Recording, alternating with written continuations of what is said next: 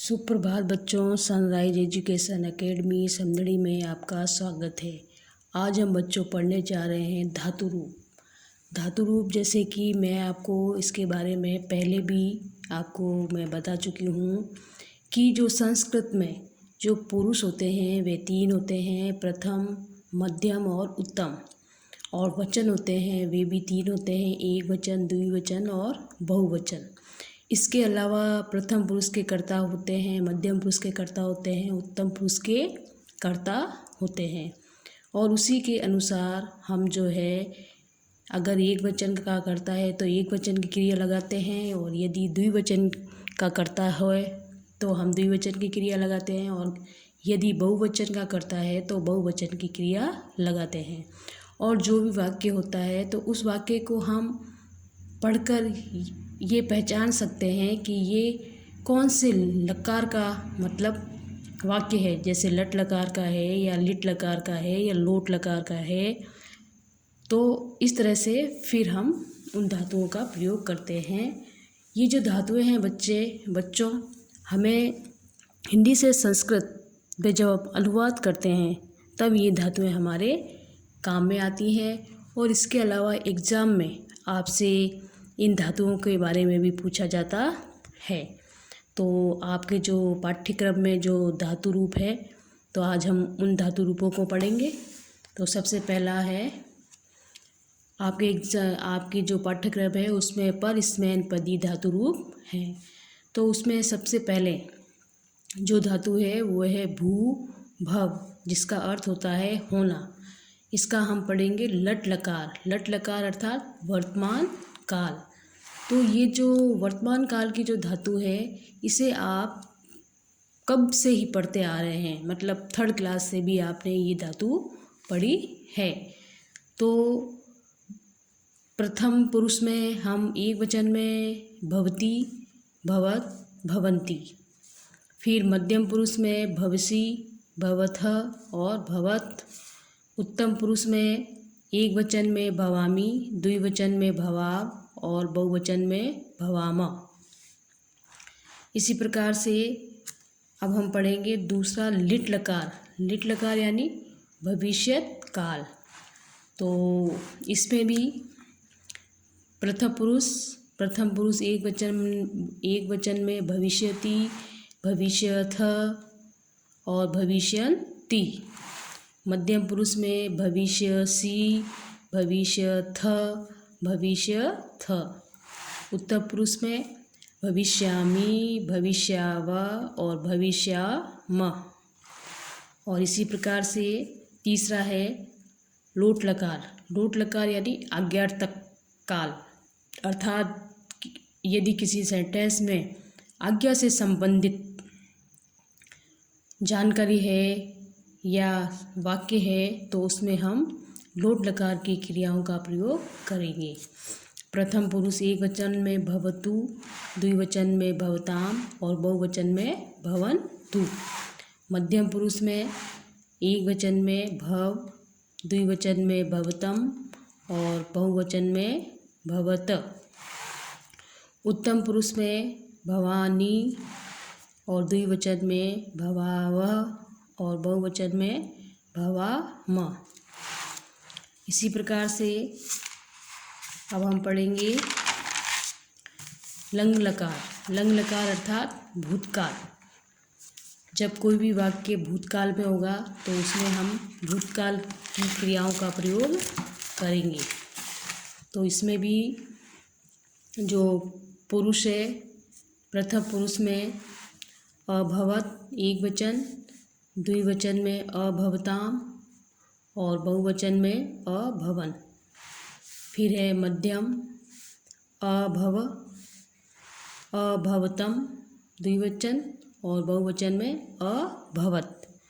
फिर है उत्तम पुरुष में एक वचन अभवम, फिर द्विवचन में अभवाव और बहुवचन में अभवाम। इसी प्रकार से पांचवा जो है विधिलिंग लकार। चाहिए के अर्थ में, अर्थात जब किसी भी सेंटेंस के अंत में चाहिए का प्रयोग होता है, जैसे कि मान लो हमें घर जाना चाहिए। तो इस प्रकार का अगर सेंटेंस होता है तो हम उसमें विधिलिंग लकार की धातुओं का प्रयोग करते हैं। हमें घर जाना चाहिए अर्थात अहम गृहम गच्छेयम या गच्छेत। अब हम पढ़ेंगे जैसे कि प्रथम पुरुष है एक वचन भवेत, भवेताम और भवेयु। उसी प्रकार से मध्यम पुरुष में भवे, भवेतम, भवेत। उत्तम पुरुष में भवेयम, भवेव और भवेम। तो ये हमारा जो था भू धातु के पांचों लकार जो थे वो पूरे हुए। अगर देखा जाए तो बाकी वाले भी जो धातु रूप हैं वो इसी तरीके से चलेंगे, केवल एक भविष्य काल जो होता है उसमें थोड़ा सा अंतर आता है। तो अब हम पढ़ेंगे पठ धातु। पठ धातु जो है वो भी बिल्कुल भू धातु की तरह ही है। इसमें लट लकार में प्रथम पुरुष में पठती, पठथ, पठन्ति। मध्यम पुरुष में पठसी, पठथ और पठथ। उत्तम पुरुष में पठामी, पठावह और पठामह। फिर है लोट लकार आज्ञार्थक काल। पुरुष प्रथम पुरुष में पठतु, पठताम और पठन्तु। फिर मध्यम पुरुष में पठ, पठतम और पठत। उत्तम में पठानी, पठाव और पठाम, पठाम। अब लंग लकार यानी भूतकाल में प्रथम पुरुष में एक वचन में अपठत, द्विवचन में अपठताम और बहुवचन में अपठन। इसमें जो है अगर कोई भी सेंटेंस भूतकाल में होता है तो उसमें हम भूतकाल की क्रियाओं का प्रयोग करते हैं। मध्यम पुरुष एक वचन अपठ, अपठतम और अपठत। इसी तरीके से उत्तम अपठम, अपठाव और अपठाम। फिर है लिट लकार भविष्यत काल। इसमें भी देखो प्रथम पुरुष जो है पठिष्यति और द्विवचन में पठिष्यतः और पठिष्यन्ति। मध्यम पुरुष में पठिष्यसि, पठिष्यथ, पठिष्यथ। पठिष्यामि, पठिष्यावः और पठिष्यामः। इसमें जो बच्चों जो ये विसर्ग जो होते हैं ये विसर्ग भी हमें हर एक क्रिया के पीछे नहीं लगाने हैं। जिस क्रिया के पीछे है उसी क्रिया के पीछे ये विसर्ग लगेंगे। अगर आपने मन आए जिसमें लगा दिया तो वो आपकी जो क्रिया होगी वो गलत हो जाएगी। अब हम पढ़ेंगे विधिलिंग लकार चाहिए के अर्थ में। प्रथम पुरुष में पठेत, द्विवचन में पठेताम और बहुवचन में पठेयु।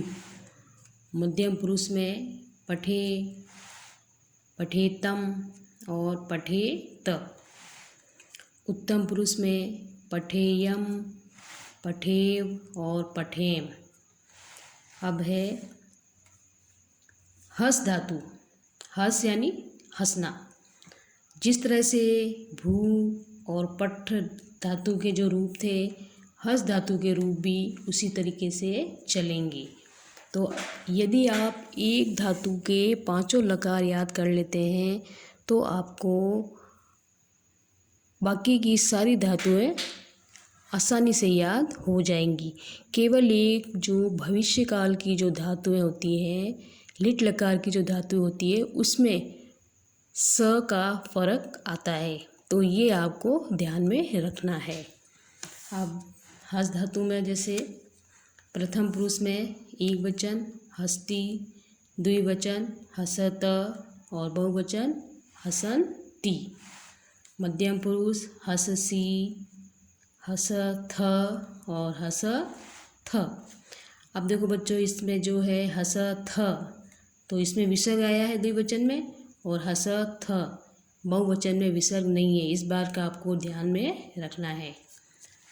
फिर है उत्तम पुरुष, हसामी, हसावह और हसामा। के बाद में हम पढ़ेंगे भविष्य काल यानी लिट लकार। अब जो लिट लकार की जो धातु है उसमें सर्वप्रथम हम पढ़ेंगे प्रथम पुरुष हसीष्यसि, हसीष्यति, हसीष्यथ और हसीष्यन्ति। मध्यम पुरुष में हसीष्यसि और हसीष्यथः और हसीष्यथ। फिर है उत्तम पुरुष हसीष्यामि, हसीष्यावः और हसीष्यामः। तो ये होगी हमारी जो है भविष्य काल की धातु। अब हम पढ़ेंगे लोट लकार। लोट लकार में प्रथम पुरुष में हस्तु, हस्ताम और हसन्तु। मध्यम पुरुष में हस, हस्तम और हसत्त। और उत्तम पुरुष में हसानी, हसाव और हसाम। इसी प्रकार से देखो बच्चों, इसमें जो हलंत है तो इस हलंत का भी आपको ध्यान में रखना है कि लोट लकार में हलंत जो है कौन से वचन में होगा, तो उस हलंत का भी आपको ध्यान में रखना है। जो भी एक धातु के आप पांचों लकार याद करोगे तो उसे आप बड़ी ही ध्यान से याद करोगे, तभी आप आगे वाली धातुएं भी आपको आसानी से याद हो जाएंगी। अब हम पढ़ेंगे हस धातु की लट लकार यानी भूतकाल। प्रथम पुरुष में अहसत, द्विवचन में अहस्ताम और बहुवचन में अहसन। मध्यम पुरुष में अहस, अहस्तम और अहसत। उत्तम पुरुष में अहसम, अहसाव और अहसाम। अब हम पढ़ेंगे विद्लिन लकार। प्रथम पुरुष में हसेत, द्विवचन में हसेताम और बहुवचन में हसेयु।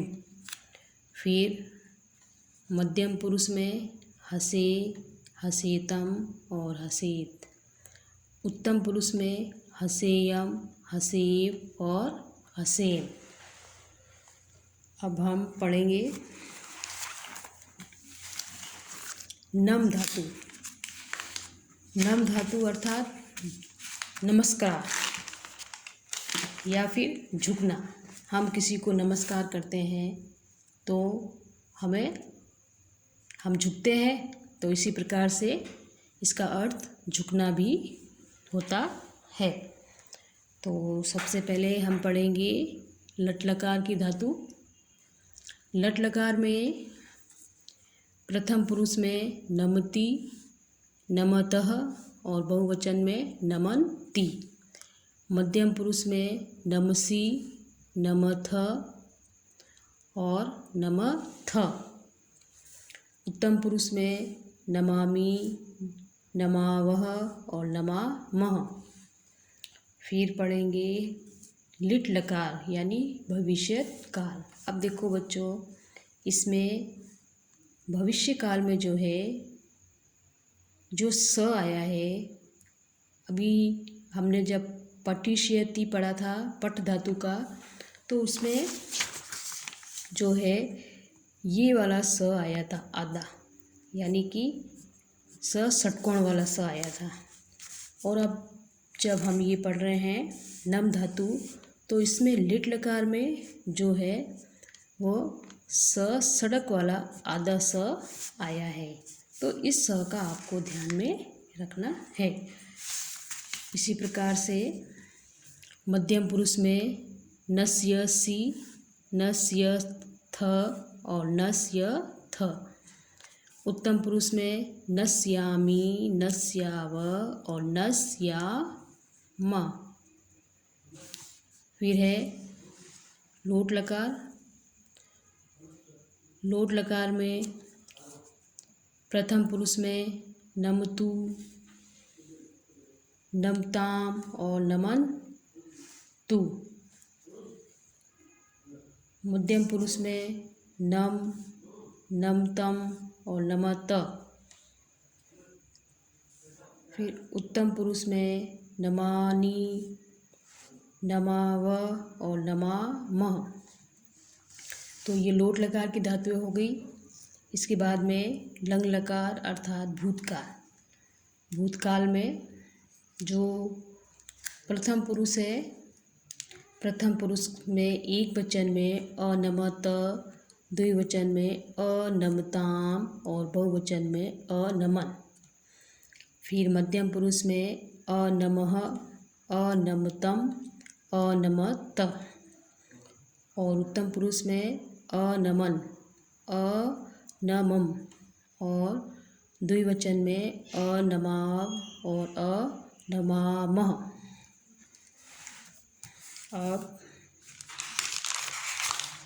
अब जो हम पढ़ेंगे वो है विद्रुम लकार। चाहिए के अर्थ में। तो प्रथम पुरुष में एक वचन में होगा नमेत, द्विवचन में होगा नमेताम और बहुवचन में होगा नमेयु। मध्यम पुरुष में नमे है, नमेतम और नमेत।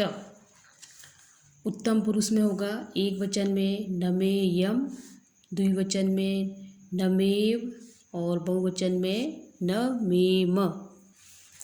इसी प्रकार से अब हम पढ़ेंगे गम।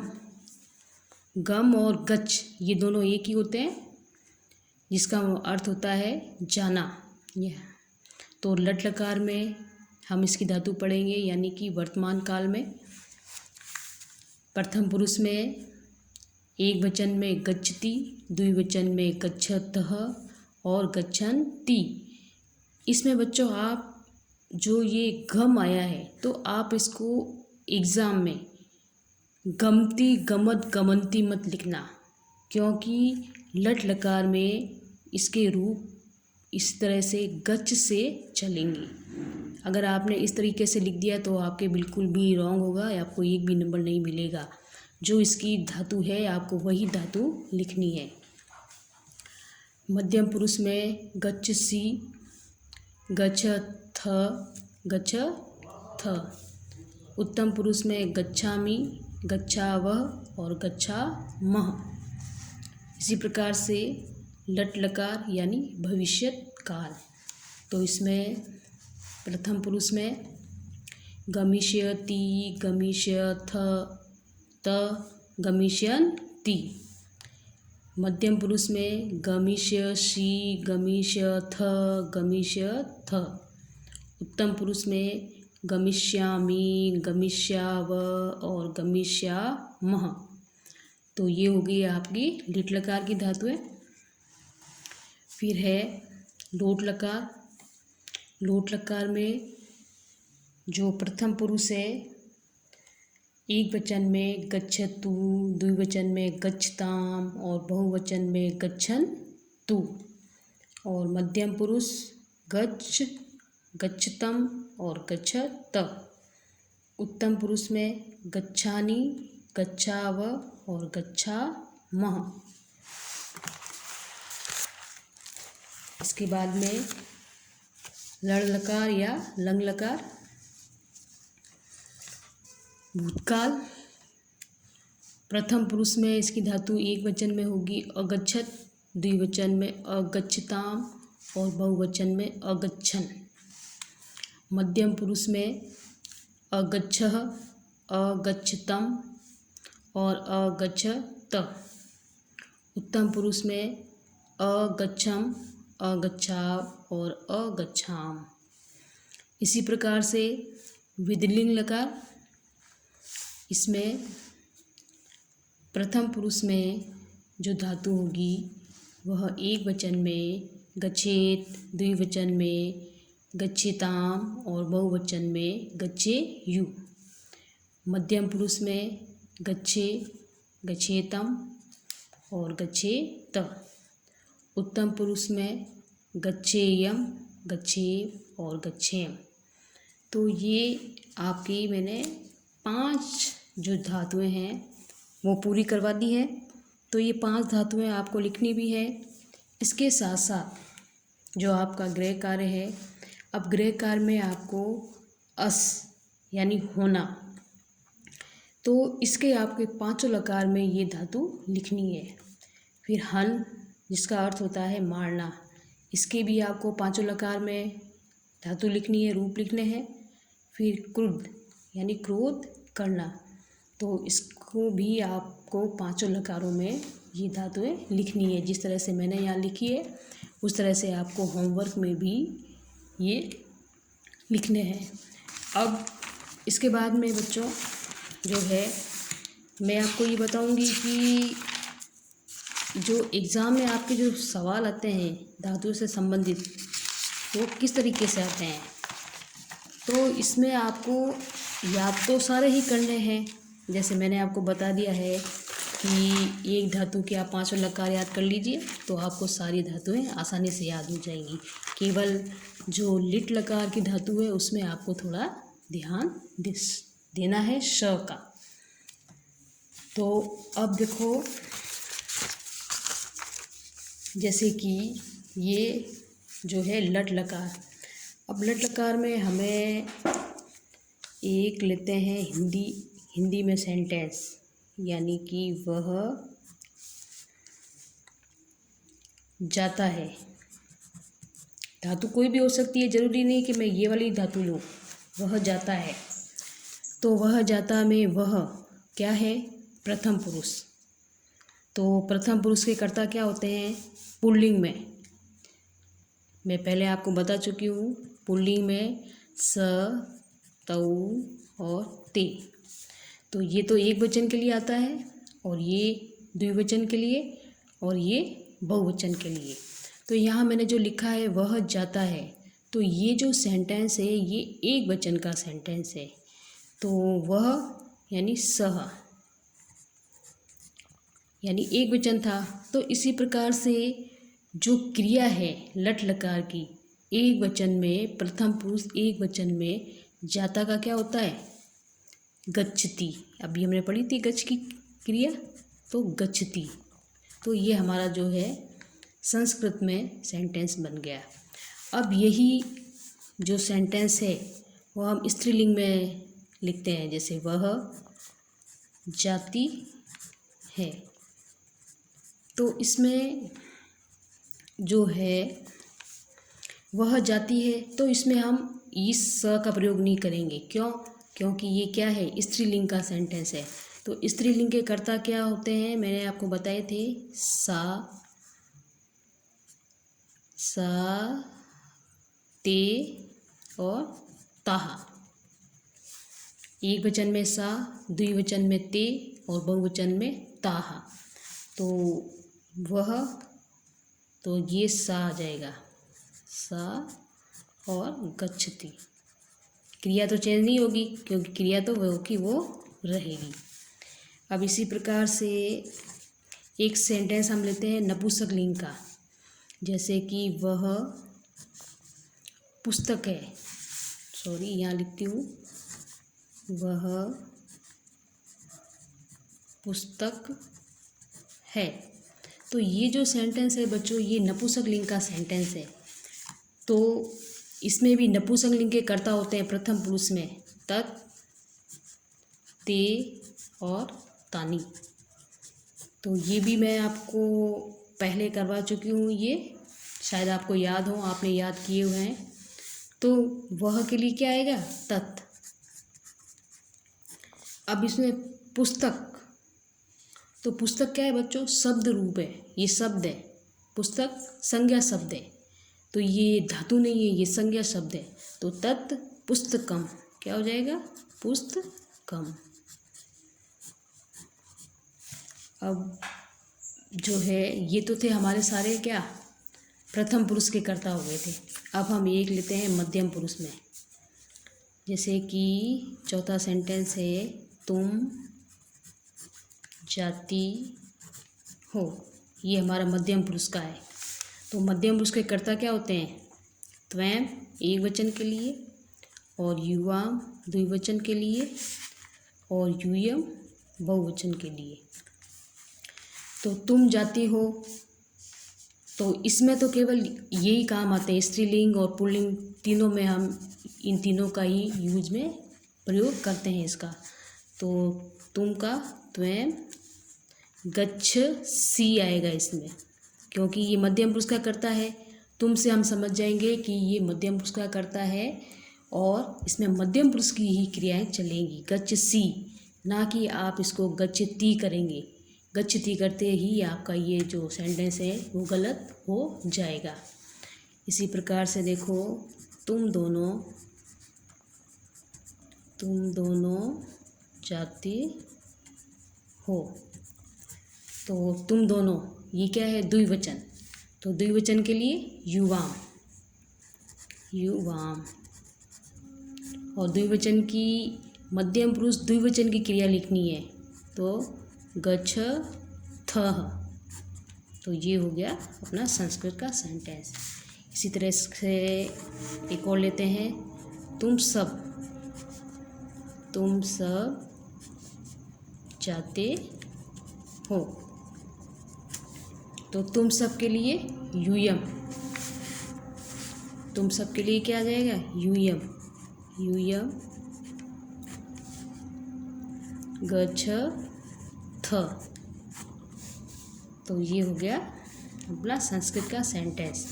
द्विवचन में यहाँ विसर्ग आता है और बहुवचन में यहाँ विसर्ग नहीं आता है, ये आपको ध्यान में रखना है। यदि आपने यहाँ विसर्ग लगा दिया इसमें बहुवचन के सेंटेंस में, तो ये पूरा सेंटेंस आपके गलत हो जाएगा। अब हम लेते हैं बच्चों, देखो मध्यम पुरुष का उदाहरण लेते हैं। जैसे कि मैं पढ़ती हूँ, तो मैं यानी स्वयं के लिए। तो जो उत्तम पुरुष के जो कर्ता होते हैं वो क्या होते हैं? अहम एक वचन के लिए, और आवाम द्विवचन के लिए, और वयम बहुवचन के लिए। तो मैं का हो जाएगा अहम पठामी, क्या हो जाएगा? पठामी। तो इसमें उत्तम पुरुष की क्रिया चलेगी, यानी पठामी, क्योंकि कर्ता जो है वो क्या है? उत्तम पुरुष का कर्ता है। इसी प्रकार से देखो, इसी प्रकार से हम लेते हैं द्विवचन का, हम दोनों जाते हैं। तो हम दोनों के लिए आवाम, और जाते हैं गच्छावः। ये हो गया संस्कृत में, ठीक है। इसी प्रकार से एक और लेते हैं हम सब जाते हैं, या हम सब पढ़ते हैं, कोई भी हो सकता है, ज़रूरी नहीं है कि जाते ही हुए। हम सब पढ़ते हैं, हम सब खेलते हैं, हम सब गाते हैं, बहुत सी क्रियाएं होती हैं। तो इसका क्या हो जाएगा? वयम गच्छाम। तो ये तो सारे क्या लट लगा के जो सेंटेंस थे चल रहे थे। इसी प्रकार से जो है भविष्य काल होता है, तो इसके भी इसी तरीके से चलते हैं। बस हमें कर्ता तो वो के वो रहते हैं, केवल क्रिया ही बदलती है।